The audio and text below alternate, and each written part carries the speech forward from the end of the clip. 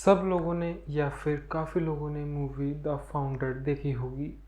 And वो movie बनी थी मैकडोनल्ड के फाउंडर रे crook and original founders McDonald brothers के बारे में।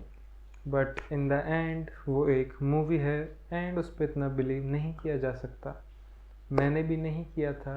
सो I started researching about the true story of McDonald's and things I got in return surprised me. इस वीडियो में हम बात करेंगे कि वो जो मूवी थी उसमें क्या क्या सच था, क्या नहीं था, and the real struggles and genius minds of McDonald brothers and the Ray Kroc also.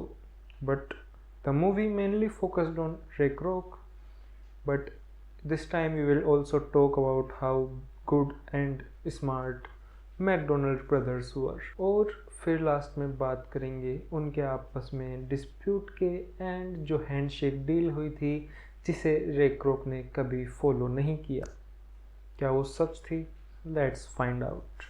Let's पहले स्टार्ट करते हैं मैकडोनल्ड ब्रदर्स से, जिनका ये आइडिया था। वही थे रेस्टोरेंट के original founders, two brothers Dick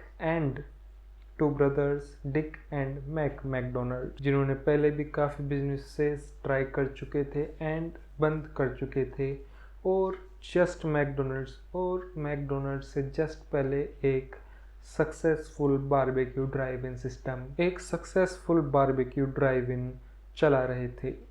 but वो उससे खुश नहीं थे बिकॉज बारबेक्यू में बहुत सारे मेन्यूज़ थे विच वर कन्फ्यूजिंग टू पीपल एंड लोग गलत ऑर्डर्स रिसीव कर रहे थे और ऑर्डर्स में टाइम भी काफ़ी लग रहा था, जिससे कंज्यूमर्स फ्रस्ट्रेट हो रहे थे and they wanted a solution for it. And उसके लिए उन्होंने अपना चलता हुआ सक्सेसफुल बारबेक्यू रेस्टोरेंट बंद किया and they did some homework. उन्होंने डिसाइड किया कि एक सिस्टम बनाएंगे जिससे कि एफिशिएंटली बर्गर्स डिलीवर हो सके without taking time, so consumer भी हैप्पी रहे। एंड इसको उन्होंने नाम दिया speedy service system. They took all the employees and went to a tennis court. उस टेनिस कोर्ट में उन्होंने मल्टीपल टाइम्स अपने रेस्टोरेंट का लेआउट डिज़ाइन किया एंड एम्प्लॉयज़ को भी लेके गए और उनसे प्रैक्टिस करवाया जब तक कि वो डिज़ाइन परफेक्ट नहीं हो गया, जिससे कि सेकंड्स में आप बर्गर रिसीव करते हैं मैकडोनल्ड्स से। यह इसी सिस्टम की वजह से है। और जब उन्होंने अपना ट्रायल टेनिस कोर्ट में सक्सेसफुल किया तो वो जाना चाहते थे रियल वर्ल्ड में और पहला रेस्टोरेंट मैकडोनल्ड का खोला सैन बर्नार्डिनो में। और फिर उन्होंने अपना पहला मैकडोनल्ड का रेस्टोरेंट खोला सैन बर्नार्डिनो में। उन्होंने मेन्यू भी सिंप्लीफाई किया, जहां बारबेक्यू में बहुत सारे आइटम्स थे उन्होंने वो आइटम्स भी रिड्यूस कर दिए सिर्फ 9 आइटम्स में।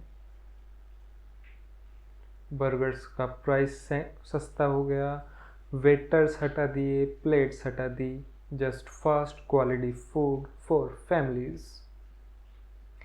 इससे उन्होंने किया क्या कि मल्टीपल प्रोडक्ट्स हटा कर फोकस किया सिर्फ एक प्रोडक्ट को बेटर बनाने में, जिससे उसकी डिलीवरी फास्ट होगी तो गर्म रहेगा एंड कस्टमर को वेट नहीं करना पड़ेगा। बाकी सब कुछ उन्होंने हटा दिया। एंड सबको लगता है कि मैकडोनल्ड का फ्रेंचाइजी बिजनेस रे क्रोक ने स्टार्ट किया था, but it is not the truth.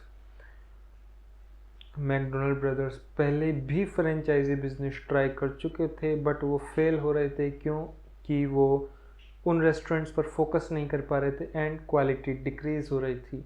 And क्योंकि उनके रेस्टोरेंट से अपना खुद का नाम जुड़ा था तो वो नहीं चाहते थे कि क्वालिटी अफेक्ट हो एंड उनका नाम खराब हो, so they had to close the franchisees. But then came Ray Kroc. So let's talk about the story of. इस बार बात करते हैं रे क्रोक की स्टोरी।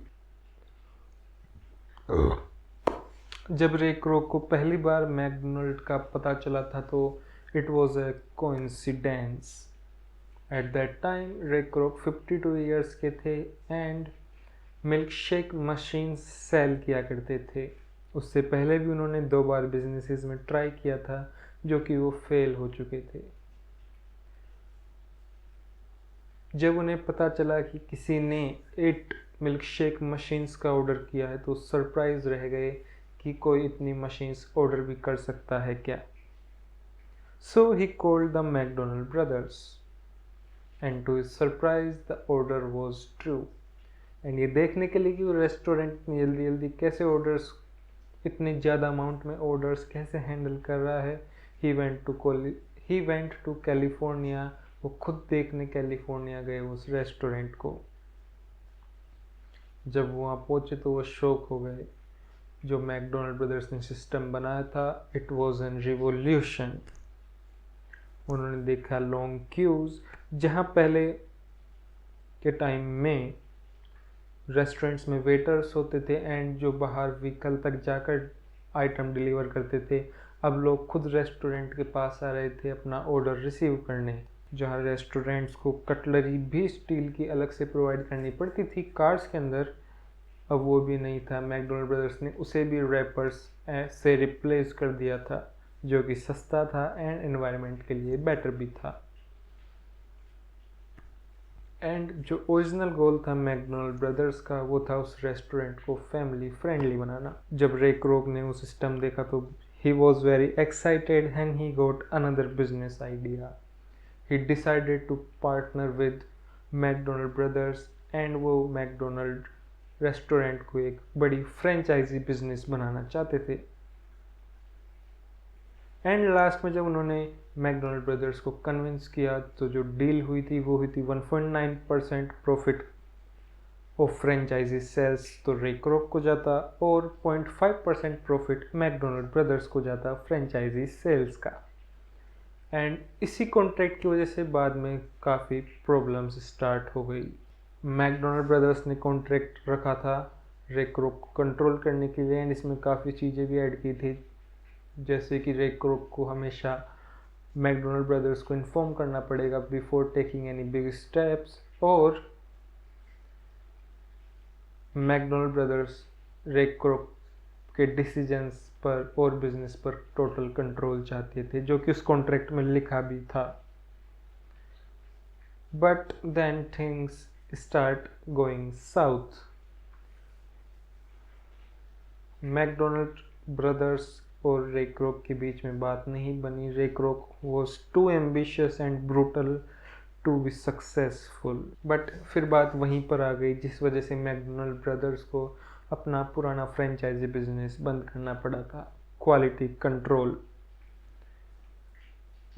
रे क्रोक चाहते थे रेस्टोरेंट्स में काफ़ी चेंजेस करना, बट वो हमेशा जब मैकडोनल्ड ब्रदर्स को इन्फॉर्म करते थे तो वो डिनाई कर देते थे, क्योंकि उन्हें अपने नाम और क्वालिटी को कंट्रोल करना था।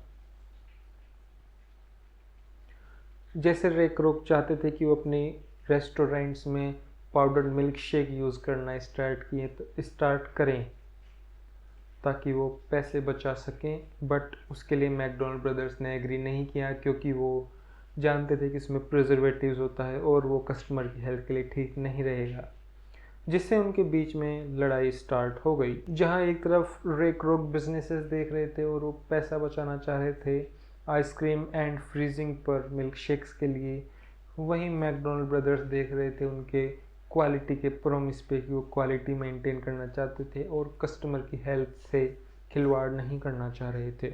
उसी वक्त जो फ्रेंचाइजी बिजनेस था वो भी इतना अच्छा नहीं चल रहा था। रे क्रोक का जो कमीशन आ रहा था कॉन्ट्रैक्ट से वो बहुत ही कम था and the business was in loss. So Ray Kroc किसी भी हाल में कॉस्ट बचाना चाहते थे और पाउडर मिल्क शेक्स यूज़ करना चाहते थे, एंड ये सीन मूवी में भी दिखाया गया है। फिर उन्हें मिले हैरी सोनबॉर्न उसी टाइम जब बिजनेसेस लॉस में थे। Harry Sonneborn gives him the amazing idea to make McDonald into a real estate company. वो बताते हैं कि you are not in a burger business, you are in a real estate business. और ये idea लेकर रे क्रोक ने start की एक नई कंपनी, जिसका नाम उन्होंने बाद में बदलकर मैकडोनल्ड कॉरपोरेशन किया, जो कि प्रॉपर्टी खरीदती थी, उन्हें अपने ही रेस्टोरेंट्स को लीज में देती थी फ्रेंचाइजी के लिए एंड उनसे एक्सक्लूसिव कॉन्ट्रैक्ट भी साइन करवाती थी, जिससे कि रे क्रोक की जो फाइनेंशियल प्रॉब्लम्स थी वो लास्ट में सोल्व हो गई। बट अब रे क्रोक बड़े बन गए थे। He open multiple hundreds of restaurants और अब वो चाहते थे टोटल कंट्रोल। वो नहीं चाह रहे थे कि बार बार मैकडोनल्ड ब्रदर्स को फ़ोन करे और उनसे ना सुने। ये सुन करके वो बार बार परेशान हो चुके थे एंड वो अपने रेस्टोरेंट्स पर टोटल कंट्रोल चाह रहे थे। पूरा कंट्रोल, वो किसी को भी कुछ भी परमिशन ना लेनी पड़े और डिसीजंस ले पाएँ। So he decided to buy out Brothers। 1961 में उन्होंने उन ब्रदर्स को ऑफर किया थे $2.7 मिलियन एंड उस टाइम वो बहुत था। बट देखा जाए तो मैकडोनल्ड $1 बिलियन ब्रांड है और उसके कंपैरिजन में वो कुछ भी नहीं है। And shocking part, McDonald brothers इस बात के लिए एग्री भी कर गए उस थोड़ी सी अमाउंट के लिए एंड वो चाह रहे थे कि कंपनी के फ्यूचर प्रॉफिट्स में से 1% उन्हें मिले। बट रे क्रोक ने उसे कॉन्ट्रैक्ट में साइन करने से मना कर दिया एंड एक हैंडशेक डील की जिसमें उन्होंने खाली उनसे हैंडशेक किया कि okay I will give you 1% in the future. But रे क्रोक जैसे वो बिजनेसमैन एंड पर्सन थे, कभी भी वो फॉलो नहीं किया एंड आज तक उन्हें $1 भी उस हैंडशेक डील में से नहीं दिया गया है। और यहाँ तक कि मैकडोनल्ड का कॉरपोरेशन करंट ये डिनाई करता है कि ऐसी कोई डील भी नहीं हुई थी उनके आपस में। एंड जो सबसे खराब बात हुई थी उस डील में वो थी कि मैकडोनल्ड ब्रदर्स अपना ही रेस्टोरेंट जो उन्होंने डिज़ाइन किया था, बनाया था और जो फर्स्ट खोला था उसे यूज़ नहीं ले सकते अब से। रे क्रोक ने उन्हें अपने ही रेस्टोरेंट में अपना ही नेम यूज़ करने से भी रोक दिया था उस कॉन्ट्रैक्ट के अंदर। So as a pivot McDonald brothers अपने ओरिजिनल रेस्टोरेंट का नाम द बिग एम रखते हैं। बट रे क्रोक यहाँ नहीं रुकते हैं। उन्होंने उसी रेस्टोरेंट के सामने एक मैकडोनल्ड रेस्टोरेंट खोला जिससे कि द बिग एम जो ओरिजिनल रेस्टोरेंट था उसकी सेल्स कम होती गई एंड लास्ट में मैकडोनल्ड ब्रदर्स को वो रेस्टोरेंट क्लोज करना पड़ा। क्लोज करके वहाँ से कहीं और शिफ्ट होना पड़ा। So let's come down. अब आते हैं लास्ट पार्ट पे। ये थी पूरी स्टोरी।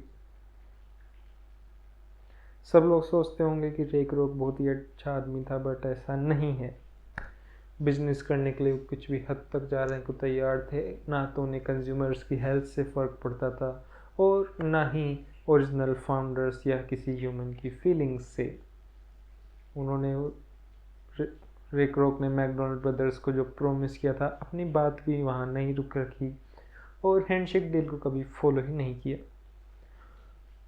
हालांकि well the truth is Ray Kroc's ambitions were much bigger than McDonald brothers and Ray Kroc कभी भी उस स्पीड से ग्रो नहीं कर सकते थे और मैकडोनल्ड कभी भी इतनी बड़ी ब्रांड नहीं बनता अगर वो आज भी मैकडोनल्ड ब्रदर्स के कंट्रोल में रहता तो।